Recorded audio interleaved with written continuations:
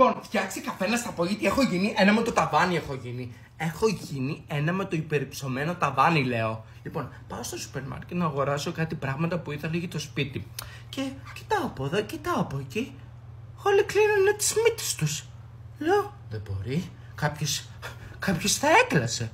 Αλλά να μην το μυρίσει στο λαγωνικό δεν γίνεται. Πάω μετά στο ταμείο, μου κάνει η ταμεία διακριτικά πάντα, κυρία εκείνη. Μου κάνει διακριτικά. Κύριε, έχουμε κάτι αποσμητικά σε προσφορά.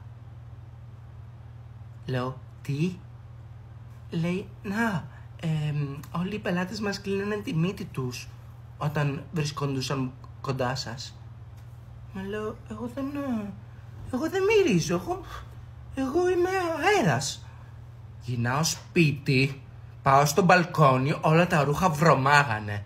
Πιάνω την αδερφή μου που είχε βάλει πλυντήριο και μου λέει, όχι, εγώ έβαλα πλυντήριο, αλλά δεν ξέρω τι πήγε λάθος.